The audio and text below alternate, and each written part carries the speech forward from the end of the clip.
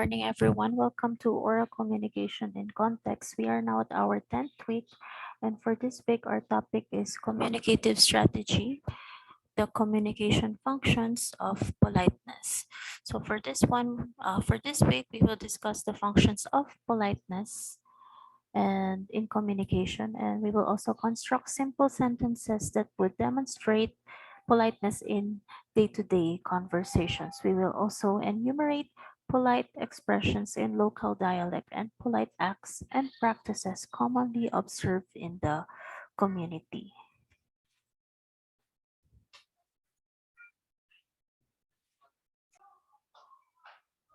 So let's proceed to our discussion. So, politeness gets your message delivered and responded to in the ways you want.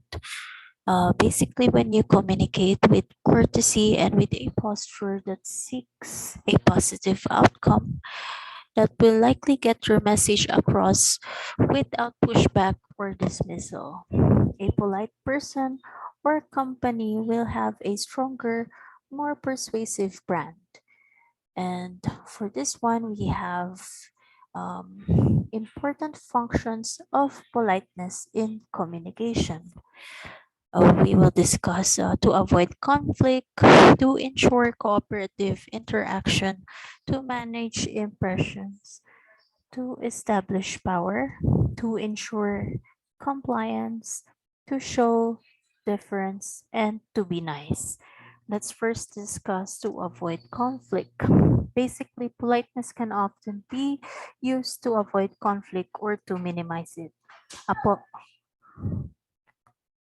Apologizing, which is a classic form of politeness, is an obvious conflict avoider, as would be such expressions as "you're right," "please forgive me, I was wrong." By being polite, you show the other person respect, which is likely to lessen any feeling of hostility or even just annoyance. Politeness also helps to create more positive atmosphere, which is likely to minimize the feelings of conflict and opposition. So, for this one, we have to be polite in order to avoid conflict. We also have here to ensure cooperative interaction. For this one, every speaker wants the interaction to be cooperative and mutually satisfying. If at the other extreme one was rude, the conversation would likely last a lot shorter time and end with ill feeling. Politeness creates more enjoyment and satisfaction, and hence is likely to be pursued at greater length. The small, the small talk on an elevator, if at the other extreme one was rude, the conversation would likely last a lot shorter time and end with ill feeling. Politeness creates more enjoyment and satisfaction and hence is likely to be pursued at greater length. The small talk on an elevator may also viewed as politeness strategy designed to tell the others that as a speaker, one is friendly and are operating with and within the established rules of society. Another function of politeness in communication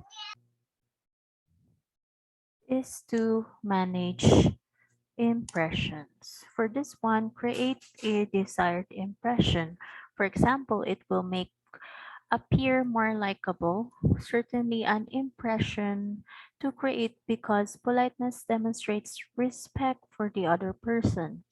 The person is apt to respond to be like. Politeness will also make one appear more credible. It takes a certain degree of knowledge and experience to demonstrate politeness.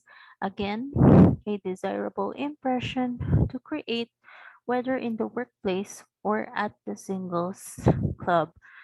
Basically, one function of politeness in communication is to manage impression. If you want to have a desired impression, you must create it and it should appear more likable. And another function that we have is to establish power. For this one, sometimes a display of politeness.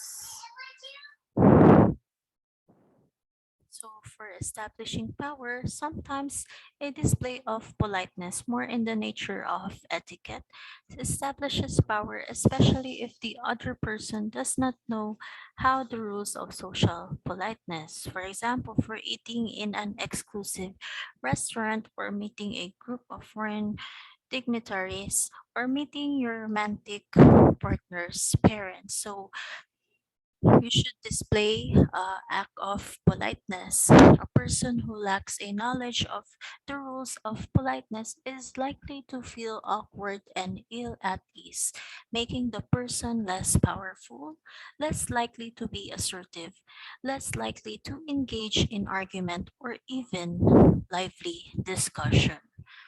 Another function of politeness in communication is to ensure compliance. Politeness is often a persuasive strategy, and it is designed to influence someone to respond more favorably to your message or to gain someone's compliance. Politeness will function like a lubricant to get the wheels of compliance turning. Show respect for the person's negative face needs, practicing what we earlier called negative politeness. Or one might laugh at the person's jokes and compliment the person on having a great sense of humor as a preface to asking a favor. Respond to the person's positive face needs to be taught of highly practicing positive politeness. For this one, you need to influence someone to respond favorably to your message or to gain someone's compliance. That is why you have to have an act of politeness. Another function that we have is to show deference. Politeness is often a sign of deference when a young person addresses an older person with the title and its last name, while being addressed with just first name, or as a student addresses a professor with the honorific professor but receives a first name in return. For example, a student has been called by the name of Mr. John Enriquez by his professor. So, as a sign of politeness, John responded, "Yes, Professor Santos. How can I help you?" In some cultures, this function of politeness is more important than others. In other countries, like Japan, one way to show deference is with the bow.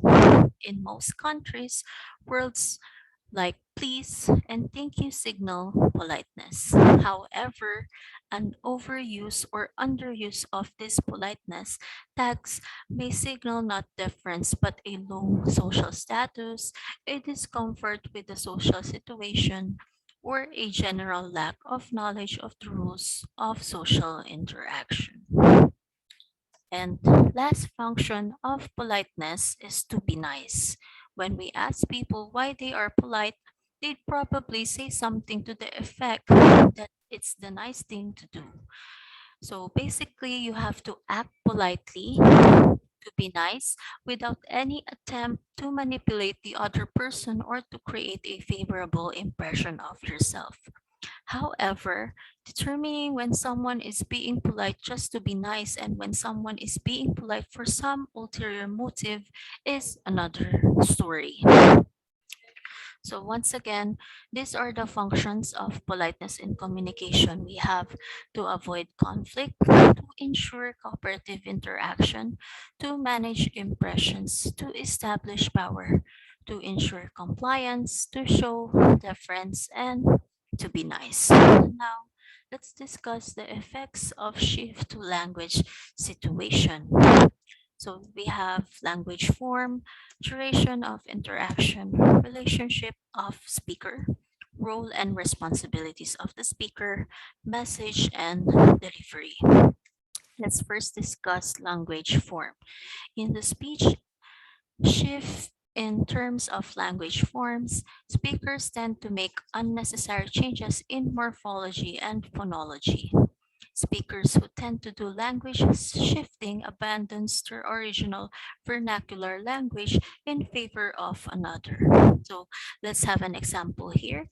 One cannot say the word gasoline in Europe because Europeans might misinterpret it as if he was referring to its equivalent word, which is petroleum. So there are different language forms that we have, and this is one effect of shift to language situation. Another one that we have is the duration of interaction, showing that one is done speaking means the other person is ready to begin a new topic. So there's a shifting of topic that we have. Sometimes a conversation's duration depends on how participants enjoy the conversation. If the listener finds the speaker and his topic boring, they will most likely consider the conversation lengthy. Another effect is relationship of speaker. As a speaker, one must know the trick of the audience. A topic shift might be a cause of a listener's confusion. So one must always connect ideas to previous topic and must always bear in mind that all of the presented topics are catchy and can be well liked. So if you are the speaker, make sure that all of your ideas are interconnected with each other. So there will no be confusion to your audience or to your listeners. We have another effect, which is the role and responsibilities of the speaker. It is a job of the speaker to make your audience a priority. Make the audience listen and remember that public speaking is not about the speaker. Upon topic shifting, one must be able to connect previous idea to present idea so that it would not be spoiled. So as a speaker, you have to make sure that your main priority is your audience. Now, another effect that we have is the message, and it does not necessarily mean that if one connect your previous topic to the next, they should mean the same. Basically, the message conveyed must be clear, concise, and easily understood by the listeners. Do not confuse them because this may lead to boredom or confusion as well. And last one is the delivery. So for delivery, message delivery must be clear to the listeners. Shifting ship may cause mistaken accents,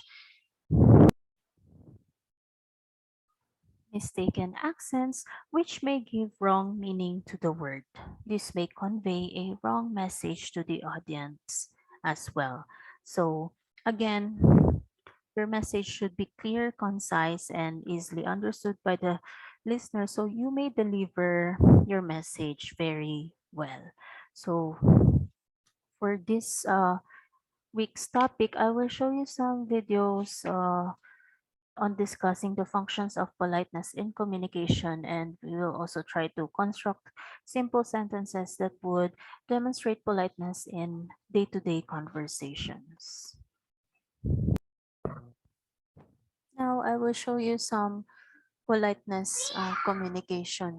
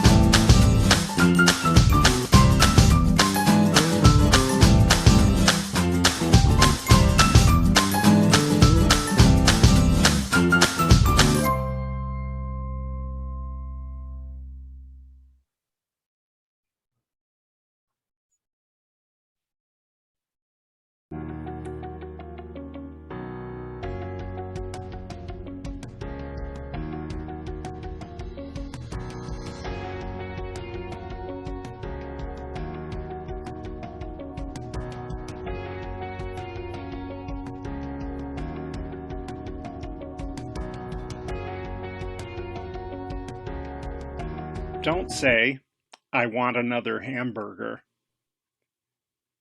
Say, I'd like another hamburger. Don't say, what? Say, could you repeat that, please?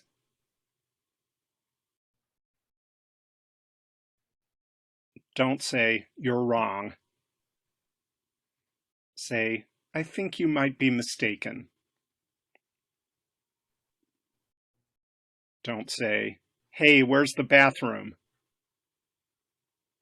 Say, excuse me, could you tell me where the bathroom is?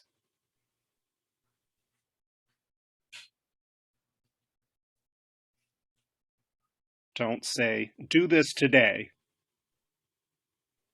Say, it would be great if you could do this today.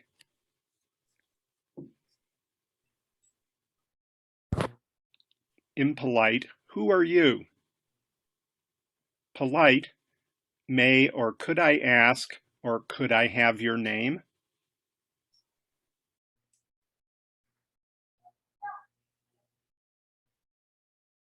Don't say, can I borrow your pen? Say, could I borrow your pen?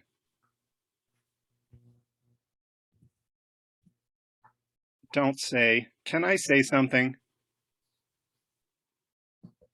Say, can I just say something here, please?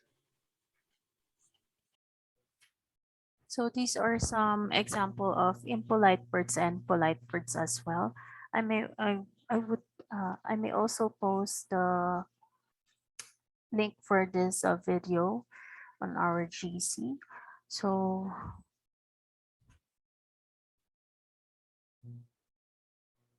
let's resume our discussion. So we have here a image example of politeness and address form, because in the picture, Daddy, can you please help me with my homework? So the kid is using the please word, and it is a sign of being polite.